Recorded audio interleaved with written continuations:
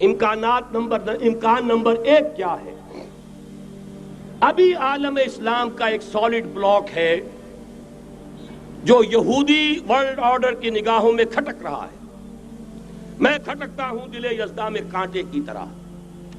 اگرچہ ان کی اسٹریٹجی کیا ہے؟ ایک ایک کر کے ان کے حصے بکھرے کر کے تیا پانچا کرو.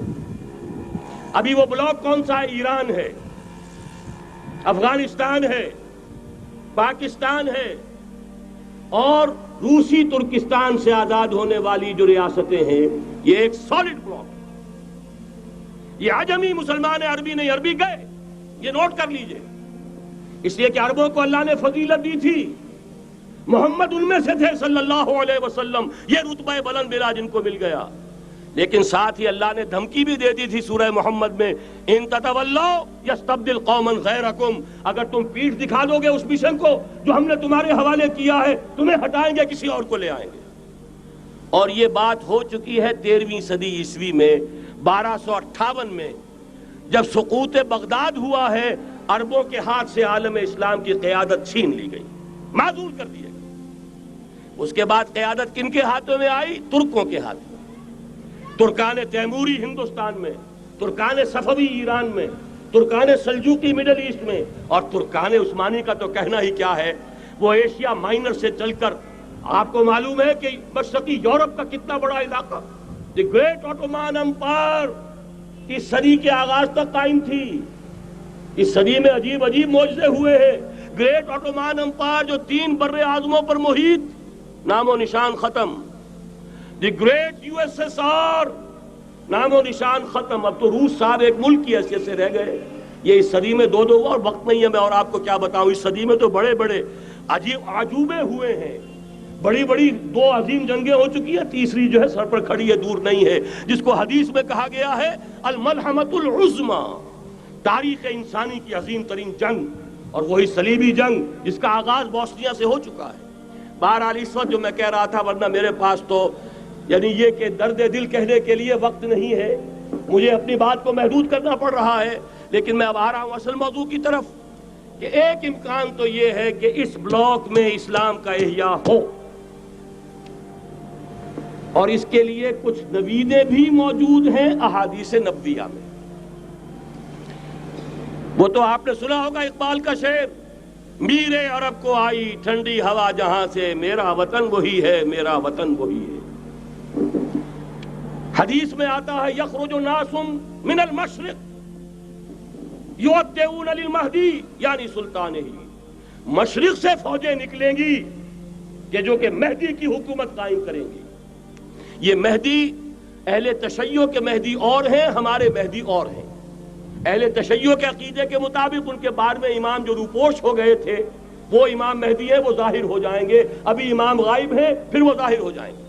ہمارے نزدیک یہ مہدی پیدا ہوں گے یا ہو چکے ہوں، اور یہ ہوں گے حضرت فاطمہ کی نسل ہی سے رضی اللہ تعالی عنہا.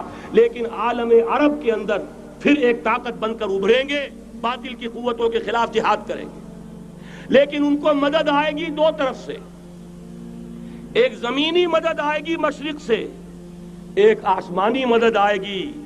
عیسیٰ ابن مریم کا نزول، حضرت مسیح علیہ السلام جو زندہ آسمان پر اٹھائے گئے تھے نازل ہوں گے. اور در حقیقت ان 2 مددوں کے نتیجے میں پھر یہود کا قلع قمع ہوگا، اور یہی گریٹر اسرائیل ان کا گریٹر گریو یارڈ بن کر رہے گا، عظیم تر قبرستان بن کر رہے گا. اس کی بڑی واضح حدیثیں موجود ہیں، اس کی بڑی تفصیلی خبریں موجود ہیں. یہ احادیث کی کتب کے اندر بدقسمتی سے ہماری اس کی طرف توجہ نہیں. ایک تو یہ ہو سکتا ہے. اسی طریقے سے ایک اور حدیث ہے، یخرج من خراسان رایات سود، اور یہ مسلم شریف کی روایت ہے، نوٹ کیجئے گا، نہیں ترمذی شریف کی روایت ہے. یخرج من خراسان رایات سود لا یردها شیء حتی تنصب بایلیا. اور خراسان حضور کے زمانے میں آج کے افغانستان کا نام تھا. یہ افغانستان میں جو جہاد ہوا ہے، غلطیاں ہوئی ہیں اور غلطیوں کا خمیازہ بھگت رہے ہیں. یہ تو اللہ تعالیٰ کی سنت ہے جس میں اللہ نے صحابہ کو بھی ایگزمپٹ نہیں کیا، غلطی کی سزا دی ہے. 35 صحابہ کی غلطی غزوہ احد میں ہوئی، جہاں سے حکم تھا کہ مت ہٹنا، 50 میں سے 35 ہٹ گئے. نتیجہ کیا نکلا؟ فتح شکست میں بدل گئی، 70 صحابہ شہید ہو گئے۔ اللہ تعالیٰ نے فرمایا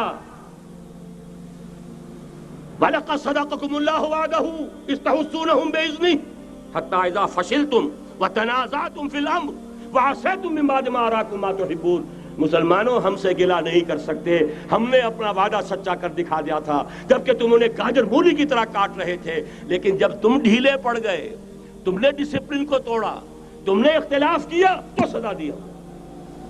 تو اگر صحابہ کرام رضوان اللہ تعالی علیہم اجمعین خیر الناس بعد الانبیاء، پوری نوع انسانی کے اندر انبیاء کے بعد بلند ترین انسان، اگر ان کی بھی غلطی کا خمیازہ جو ہے اللہ نے چکھایا، کیوں چکھایا؟ ضروری تھا، آئندہ کے لیے سبق ہو جائے۔ یہ وَلِيُمَحِّصَ مَا فِي قُلُوبِكُمْ، تاکہ تمہارے دلوں کے اندر اگر کہیں کوئی کھوٹ ہے اور پاک کر دیں ہم۔ اس لیے بہرحال غلطیاں ہوئی ہیں افغانستان میں، ایک امام کے ساتھ بیعت نہیں تھی، بلکہ بدقسمتی اور بڑھ کر یہ ہے بیعت کر کے توڑ دی۔ عبد الرسول سیاف صاحب کے ہاتھ پر ہمارے پاکستان کے 7 گروپ جو تھے، انہوں نے عین حرم میں بیٹھ کر بیعت کی اور پاکستان آ کر بیعت توڑ دی۔ سزا اس کی مل رہی ہے، آپس کی خانہ جنگی یوں ہی نہیں ہو رہی، کوئی سبب ہے، لہذا یہ سزا تو ملے گی، لیکن جتنا خون یہاں پر خلوص کے ساتھ دیا گیا ہے اس کی مقدار بھی کم نہیں ہے۔ یہاں سے خیر برآمد ہوگا۔ اور دوسری بات اپنے بارے میں نوٹ کر لیجئے، یہ پاکستان، بچا کھچا Pakistan, what remains of Pakistan, یہ اصل میں ہے کیا؟ مولانا بہت خوبصورت انداز میں فرما رہے تھے، یہ 313 نہیں تھے، اسلام تھا۔ اسی طرح نوٹ کیجئے، پاکستان نہیں ہے، 4 صدیوں کی تجدیدی مساعی کا حاصل ہے۔ آپ نے کبھی نوٹ کیا ختم نبوت کے بعد اب سب سے اونچا منصب کس کا ہے؟ مجددین۔ سنن ابی داؤد کی روایت، ان اللہ یبعث فی هذه الامہ علی راس کل 100 عام من یجدد لها دینها۔ اور نوٹ کیجئے، کوئی بات ہے 1000 برس تک سارے مجدد عالم عرب میں پیدا ہوئے، جیسے ہی دوسرا 1000 سال شروع ہوا، الف ثانی کا مجدد اعظم شیخ احمد سرہندی کہاں تھا؟ صنم خانہ ہند میں حاضر ہوا۔ میں شیخ مجدد کی لحد پر، وہ خاک کے ہے زیر فلک مطلع انوار، گردن نہ جھکی جس کی جہانگیر کے آگے، جس کے نفس گرم سے ہے گرمی اعراض وہ۔ پھر 12ویں صدی کا مجدد اعظم امام الہند شاہ ولی اللہ دہلوی، 13ویں صدی کا مجدد اعظم سید احمد بریلوی، اس کے خون کا امین اور اس کے ساتھ کے شہداء کے خون کا امین، ان کے جسموں کا امین، آپ کا خطہ ہزارہ، آپ کا خطہ سوات، اس میں ان کی جانیں ہیں جو دی گئی ہیں۔ اور وہ نہایت میں آپ سے عرض کر دوں، دور صحابہ کے بعد اتنا خالص اسلامی جہاد پوری مسلمان تاریخ میں نہیں ملے گا جتنا وہ تحریک شہیدین کا تھا۔ 14ویں صدی ہجری میں شیخ الہند جیسا مجاہد اعظم کہ انگریز نے گرفتار کر کے قید بھی کیا ہے، تو کہاں؟ ہندوستان میں نہیں، کہاں؟ جزیرہ سائرس، کیا نام تھا؟ مالٹا، جزیرہ مالٹا بحر روم میں۔ اقبال کے نفس سے ہے لالے کی آگ تیز، ایسے غزل سرا کو چمن سے نکال دو۔ کہیں ہندوستان کی کسی جیل میں ہوا تو شاید اس کے نفس کی گرمی ہی سے کوئی حرارت پیدا ہو جائے۔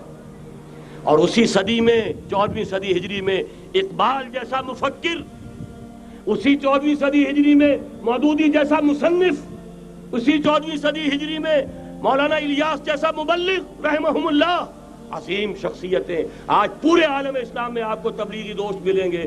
یہ کہاں سے شروع ہوئی تحریک؟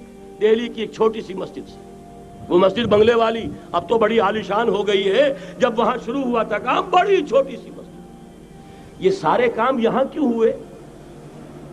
پورا عالم اسلام آزاد ہوا، کہیں نعرہ اسلام کا نہیں لگا، کہیں عرب قومیت پر، کہیں کسی اور عصبیت پر تحریکیں چلی ہیں، صرف تحریک پاکستان تھی کہ پاکستان کا مطلب کیا؟ لا الہ الا اللہ۔